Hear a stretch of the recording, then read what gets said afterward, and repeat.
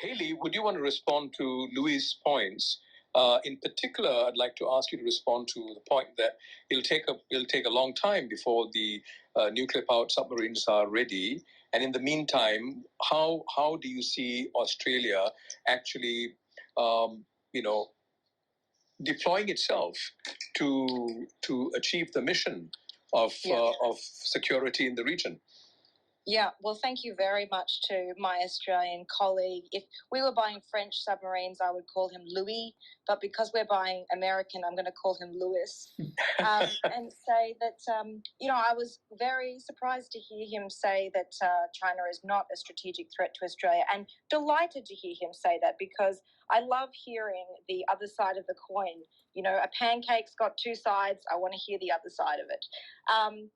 And I would argue against that, because even if you're not thinking about the military threat that China presents, China has presented a very big geostrategic threat and geopolitical threat in terms of its economic trade war with Australia, in terms of its anti-dumping measures, and also in terms of its cyber attacks, which have been attributed by the defence and foreign ministers to China earlier this year. So I think on a couple of fronts, China is presenting a strategic threat.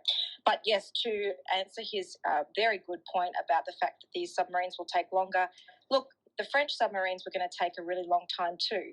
And no matter what we do, there's going to be a capability gap. What we're trying to do to bridge that gap was this theory that we could lease American or UK submarines. Now, in reality, that is actually not an option, because the US doesn't have the number of submarines that it wants for its own force, and likewise with the United Kingdom. One solution has been put to me, that instead of building these submarines in Australia at Australian shipyards, which is very politically important for this government which is facing a federal election in probably March next year, and job creation is a big deal. Instead of doing that, we could accept that we really need to get these submarines faster to bridge that capability gap. And with the United Kingdom, for instance, which is building its Astute class, once the UK has built the 6 submarines that it wants, instead of us creating a new shipbuilding industry here, we could offer to buy the UK's 7th and 8th off of that production line and get submarines faster. But basically, no matter which way you crumble this cookie, there's going to be a capability gap. But we're only a few years behind where we were with the French deal, and the Collins class life of type extension was always going to be needed. So in the meantime, to bridge that capability gap, we're looking at other things like the long-range fires, the Tomahawk missiles that we've also agreed under AUKUS, and some of the other things that we haven't talked about very much about AUKUS, like the quantum and AI, and using unmanned underwater drones. So there are other things that we are looking at to bridge the capability gap.